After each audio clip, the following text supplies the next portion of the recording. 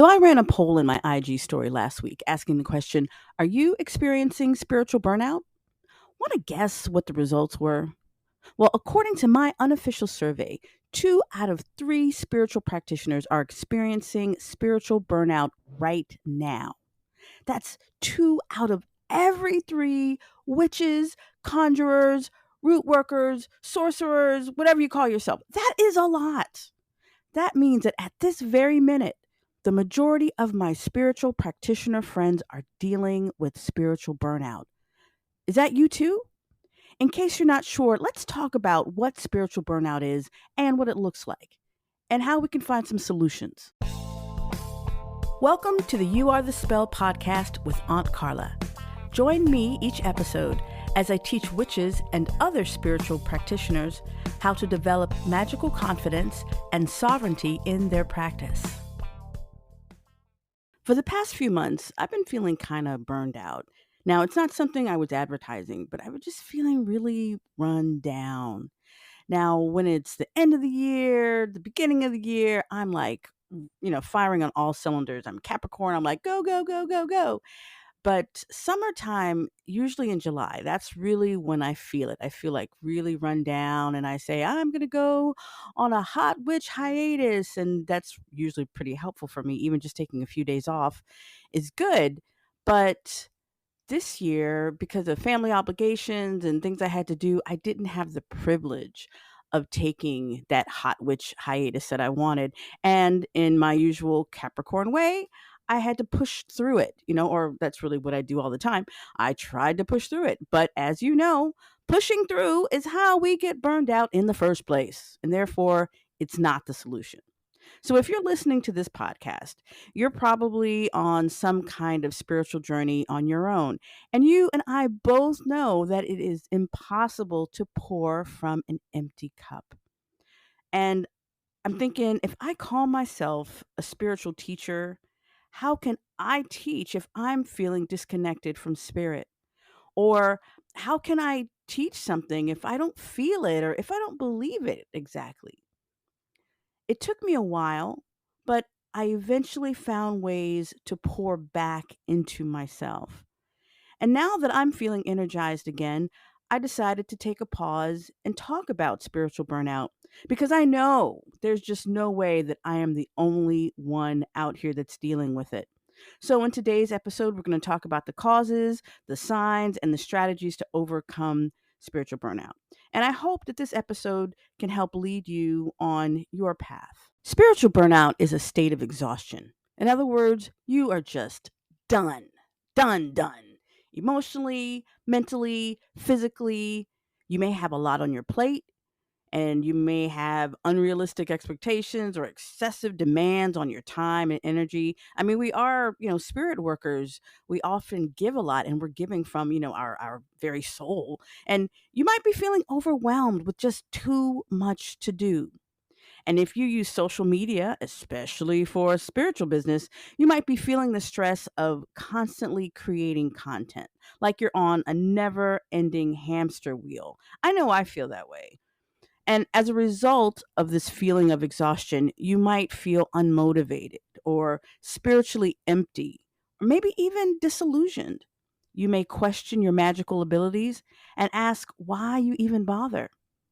If this sounds even halfway familiar to you, keep listening. I'm going to explore what spiritual burnout looks like and offer possible solutions. So, what does spiritual burnout look like? Signs of spiritual burnout may include a cynical or detached attitude towards your spiritual practice or something related to it. You might even notice yourself feeling cynical towards other spiritual practitioners in social media. And let's say you have usually been a live and let live kind of person. But suddenly you find yourself rolling your eyes at someone's post or saying, yeah, right, to yourself. That could be a clue. Like when you see other people doing stuff and perhaps you're comparing yourself to others, or you're just kind of like, oh my gosh, oh, I don't know. Pay attention to that. Of course, another sign of spiritual burnout is feeling stuck. and stagnant in your own personal practice. You might be feeling like you're not making any progress on your own spiritual growth. Burnout can also manifest itself as a loss of joy, or you could feel resentment, or you might be isolating yourself from others or the things and the people that you love. It can also show up in negative coping mechanisms such as substance abuse, in your eating habits, sleeping habits, and of course, engaging in unhealthy relationships as a way to numb the emotional pain that's caused by spiritual burnout. And as a result of all these different feelings, you might be feeling guilty or ashamed if you're unable to meet your own or others' expectations. Spiritual burnout, it basically affects your sense of well being as well as your sense of purpose. So it's important to acknowledge it as soon as you are able. So let's talk about strategies for overcoming spiritual burnout in no particular order. So for me, if I'm going through this and I have some kind of presence of mind, or as soon as I can get some kind of presence of mind, the first thing that I like to do is simplify. I know I'm burned out when I'm feeling overwhelmed at all the things that I need to do. So my first response is to freak out a little bit. And then I go on a rampage to cut out all the unnecessary tasks in my life. Just cut it out. I step back and I ask myself, is that thing really that important? Does that thing really need to get done this week? And usually the answer is no. And if it turns out that the thing does have to get done now, that means I cut out everything else. Or I simplify it and I cut out steps. Now, I'm not ashamed to admit that I'm usually the one who put all this stuff on my plate in the first place. So that means I'm the one who can cut out all the unnecessary shit. If you are an entrepreneur like I am, it's good to remember that most of your deadlines are self inflicted. No one is expecting these things but you. And if you end up pushing a date forward, it's likely that no one but you knows and no one but you cares. So cut yourself some slack. And for the love of Christmas, ask for help whenever you can. If you can delegate it, or maybe get someone to cover for you, or have someone do a little extra chores so you can focus on your work, get help, delegate if possible. And stop trying to get everything perfect. Spirituality, regardless of whether you're teaching it or practicing it, it comes from the heart. Your work and your practice does not have to look a certain way to be effective. So remember, done is better than perfect. Another thing I'd suggest is to diversify your practice, your spiritual practice. So for me, my first clue that something was up was the jealousy that I felt when my witchy bestie Empress Shoshana was raving about the spell crafting book that she inhaled in like 2 days. And it was The Elements of Spell Crafting by Jason Miller. And she was so super excited about what she learned. I was jealous and envious of that feeling of excitement that she had because I couldn't remember the last time I felt that excited about anything. So I was like, I need to know what's so gosh darn exciting about this book. And I went to order it from Amazon and I discovered that I already owned the book. I had already started it. I even had maybe I was like halfway through and I had what do you call those things? I had a bookmark in it. So I started reading the book from the beginning. Because I couldn't remember, right? So I like, well, let me just start from the beginning. Now, one of the things I realized was that the author, Jason Miller, he's been practicing magic around the same amount of time that I have, but his experience was broader than mine. He definitely was into a lot of different kinds of magic. And so reading the book is really interesting for me. And while I pride myself on being a teacher, his book encouraged me to be a student. I hadn't really been a student in a while. And after reading his book, I wanted to learn more about planetary magic. And I found myself researching everything I could find on how to work with Jupiter, Mercury, Venus, and Mars. Up to that point, all I knew were their days of the week and their superpower. Like, Jupiter is about money and wealth. Woohoo, that's great, right? But I knew nothing about their correspondences and their preferred offerings. So I began to create daily altars for them. And this led to a new morning routine of connecting to these deities, which I appreciated.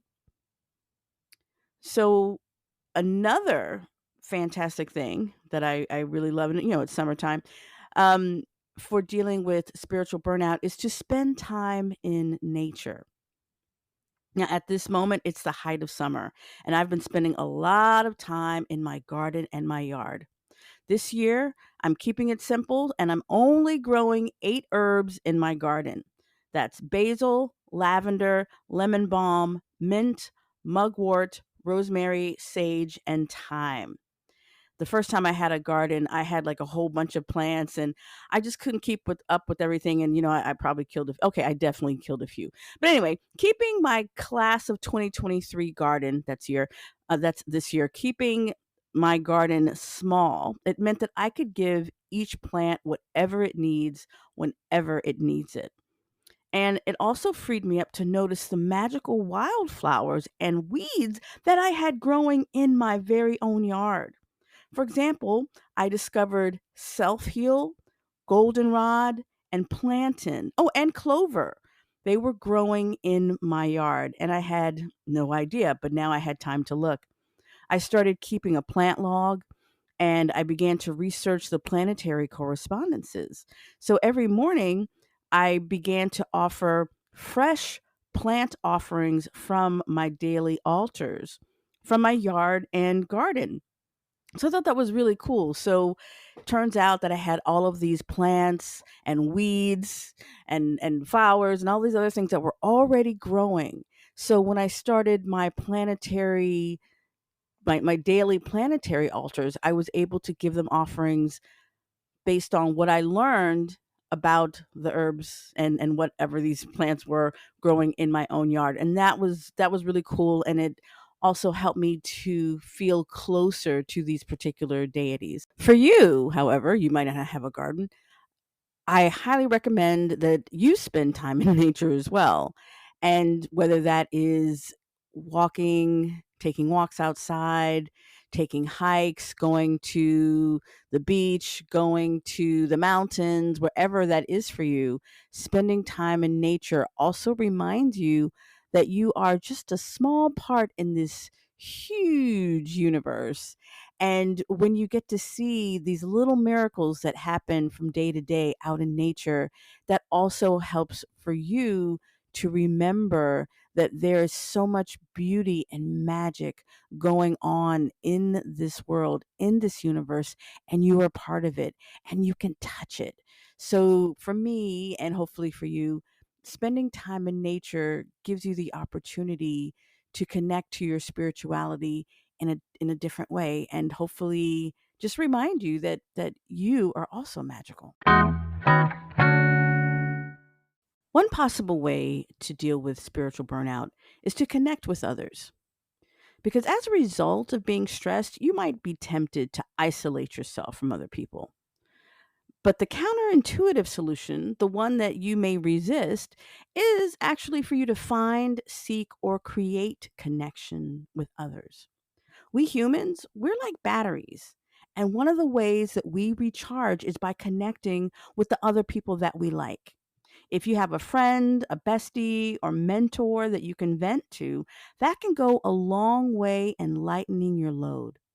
Sharing a laugh with a friend often provides some perspective and it reminds you that things aren't always as bad as they seem. Now, if you're part of a community, feeling their support can also lighten your load. While I don't have the privilege to stop teaching, I am fortunate to have the Magical You Coven community to lean on. Whenever we're doing a manifestation circle or masterclass, we all get to learn from each other. And every time I end a session, I feel more energized than when I started. And when someone shares a challenge that they're going through, the other members can come through with advice and words of support, and we all feel better. So I highly recommend finding a spiritual community that you can lean on, and definitely finding some kind of spiritual bestie. Shout out to Empress Shoshana. Now, another strategy is paying attention to your physical body. Perhaps this one should have been the first. Anyway, it's really important for you to pay attention to how your body is feeling, and also how are you treating your body? Like, how are you eating? How are you sleeping? How are you pooping? Are you getting enough touch or cuddles? Now, for me, when I was in the throes of spiritual burnout, I was eating well, but I was staying up late, scrolling social media and binging Netflix. I was working so hard during the day, so I made up for it by playing all night on my mobile devices. Can anyone relate? I learned that there's actually a name for this behavior, and it's called revenge bedtime procrastination. I mean, I got a name for everything. And revenge bedtime procrastination is when you've been busy working all day and you make up for it by staying up late having fun. I mean, wow, I loved catching up with The Witcher and the Lincoln Lawyer episodes on Netflix, and as well as listening to this audiobook that I couldn't listen to during the day. But those lost nights of sleep were hurting me. So, in addition to feeling tired and overwhelmed with the work that I was doing, I was also losing sleep. So, I started going to bed earlier. And I hate to admit it, but that made a big difference.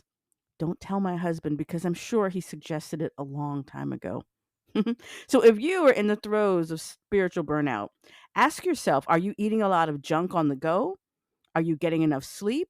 Maybe you need some cuddling, some sex, or some affection. Ask your body what it needs and listen to it.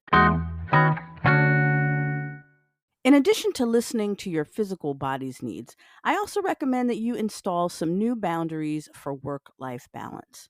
That might look like putting a limit on the freebies that you give. Like, are you giving a lot of favors right now? Are you doing a lot of stuff for a lot of people and not receiving much in return? It might mean raising your prices. It might look like starting work later or ending earlier. Or how about taking a day off? For many people, there is a sexy fetish attached to being busy. Oh, I'm so busy. Oh, I'm so booked and busy. You know what? That's capitalism at work.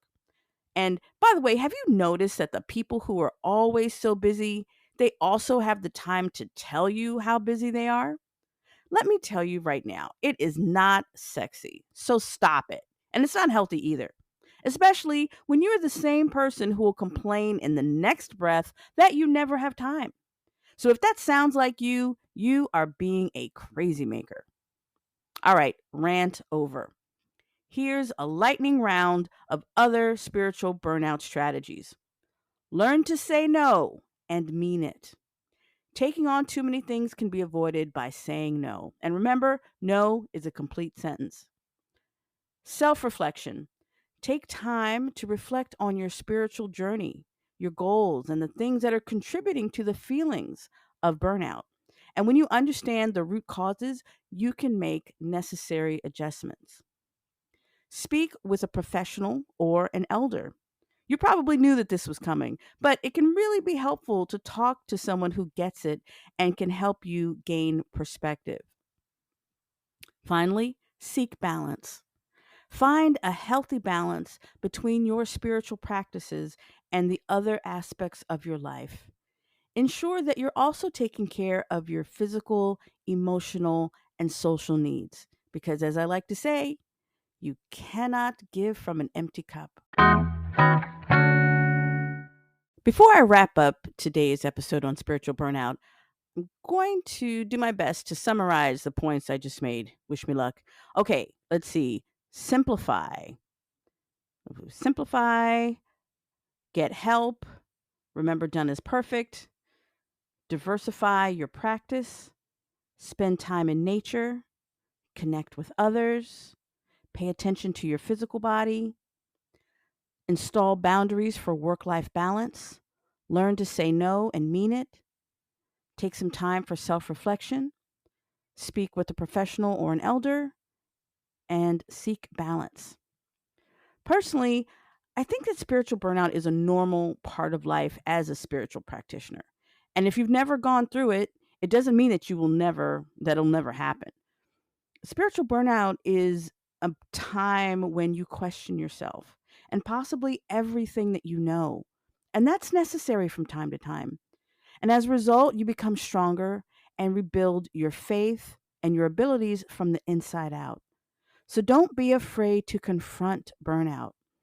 This experience will enable you to build resilience and offer the opportunity for you to emerge from this experience with a deeper understanding of yourself, a renewed appreciation for life, and a broader perspective that paves the way for profound personal growth. Through adversity, you can discover hidden strengths, forge greater connections with others, and ultimately find strength and empowerment on your spiritual journey because you are magic. Thanks for tuning in. Remember to subscribe so that you don't miss an episode, and be sure to tell all your witchy friends. If you have a question or comment, drop me a line at theredsoulflower@gmail.com. That's SOULFLOWER. And I'd love to hear from you. You can also join the Red Soul Flower Magic family on Facebook to continue the conversation.